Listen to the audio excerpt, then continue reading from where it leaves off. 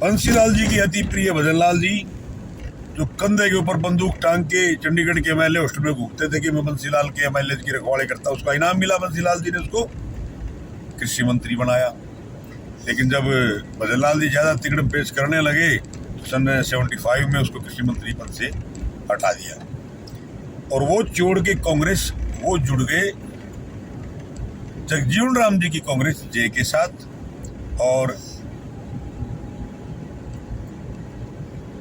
जब 77 में चुनाव हुआ तो ये देवीलाल जी मुख्यमंत्री बने और ये सारा संगठन जो कांग्रेस के विरोधियों का संगठन था, उसमें जनसंघ भी था, उसमें जगजीवन राम की पार्टी भी थी, ये सभी को कबिला और भजनलाल जी को देवीलाल जी ने बनाया food and supply minister, cabinet minister.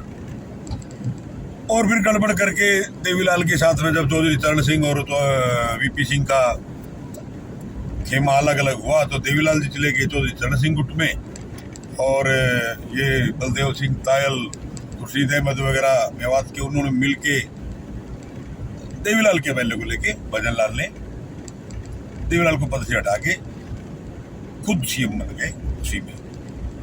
और वीपी सिंह की सरकार चली, फिर चरण सिंह बन गए। चरण सिंह भी चला नहीं पाए क्योंकि कांग्रेस के समर्थन से थे। कांग्रेस ने उनको जब बहुमत साबित हुआ तो वहां पर उनका साथ दिया ही नहीं। तो जब 1980 में जब चुनाव हुए तो जनवरी 1980 में फुल मेजोरिटी के साथ में इंदिरा जी की वापसी हुई और भजनलाल जी सबसे पहले बधाई देने वालों में थे। इंदिरा गांधी को, संजय गांधी के लिए घी का पीपा और इंदिरा गांधी जी को बधाई, दो चीजें लेके गए थे।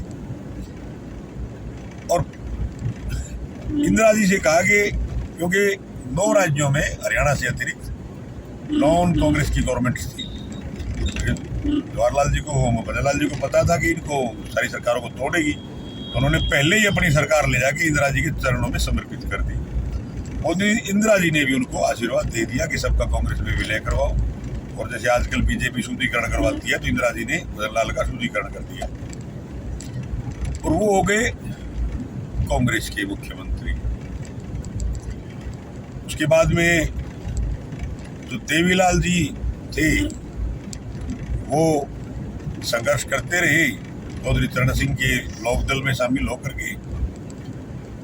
और 82 में चुनाव हुए, तब तक भजनलाल जी मुख्यमंत्री थे, तो व्यवस्था ऐसी रही 35 एमएलए जीत गए कांग्रेस के, 36 एमएलए जीते देवीलाल की पार्टी लोकदल के और 16 निर्दलीय भी जीते। तो इस प्रकार बहुमत जो था वो कांग्रेस के विरोध में था। लेकिन फिर वो ये किस्सा भी बड़ा मशहूर है, आया राम गया राम, और कई चीजें इसमें हुई।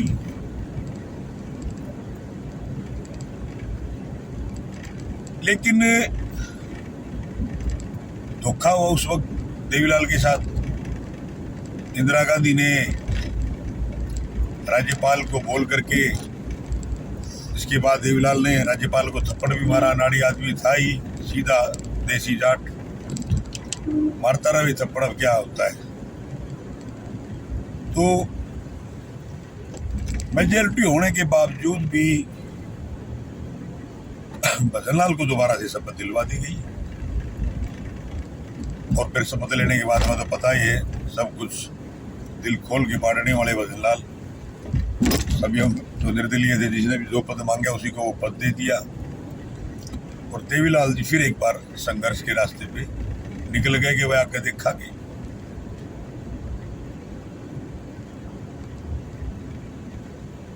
और भजनलाल जी लगातार चलते रहे। लेकिन वही बात जो बंसीलाल जी के दूसरे टर्म में हुई थी कि सरकार की लोकप्रियता गिरती गई और जिसे 1975 में बंसीलाल को हटा के बनारसी दास गुप्ता जी को, भिवाड़ी वाले को मुख्यमंत्री बनाया गया था, बंसीलाल जी को सेंटर में मिनिस्टर बनाया गया था।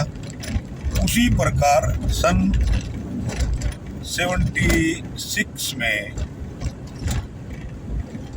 भजनलाल को सेंटर में ले गए इंदिरा जी और बंसीलाल को हरियाणा का मुख्यमंत्री बना दिया गया, जो लगभग 1.5 साल तक मुख्यमंत्री रहे। और फिर उसके बाद में आई वो 1987 की ताऊ देवीलाल की लहर, जिसमें कांग्रेस का सूपड़ा साफ कर दिया। महज 5 सीटों पर सिमट गई कांग्रेस और 85 सीटें जीती ताऊ देवीलाल की पार्टी और बीजेपी ने संयुक्त रूप से, क्योंकि दोनों ने ज्वाइंट इलेक्शन लड़ा था। उस जमाने में बीजेपी हरियाणा में चौधरी देवीलाल की छोटी बहन का काम करती थी।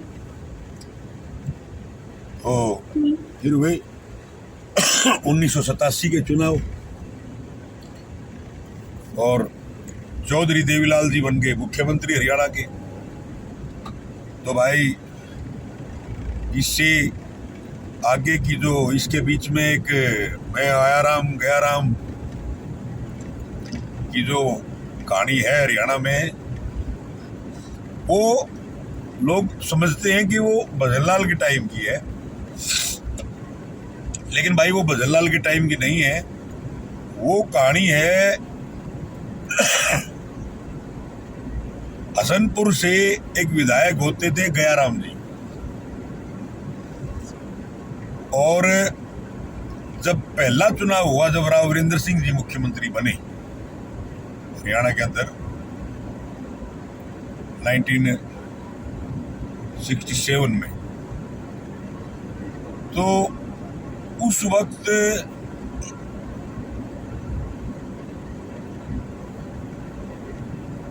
राव वीरेंद्र सिंह जी, जब भगवत दयाल शर्मा जी को शुरू में मुख्यमंत्री बनाया गया, उसी वक्त से ही नाराज थे और चुनाव में मेजोरिटी आने के बाद में अपने गुट के हिरवाड़ के मेरे ख्याल से 11 या 12 विधायकों को लेके उन्होंने अलग से अपना दल बना लिया।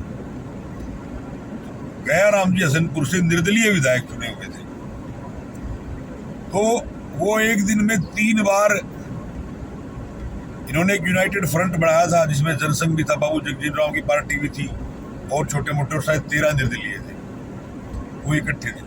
वो कभी कांग्रेस के खेमे में चले जाते, तो कभी ये जो संयुक्त मोर्चा था जिन्होंने राव वीरेंद्र सिंह को मुख्यमंत्री बनाया, तो वीरेंद्र सिंह का जो गुट था वो एक जगह मीटिंग कर रहा था और उन्होंने कैलकुलेशन करके किया कि भाई अपने जो एमएलए हैं वो 45 है जी। तो राव वीरेंद्र सिंह जी ने कहा कि 45 नहीं है भाई, हमारे एमएलए 46 हैं, क्योंकि जो गयाराम जी थे वो अब आयाराम जी हो गए हैं, तो ये कि वो अब हमारे पास आ गए हैं, कहने का मतलब ये था।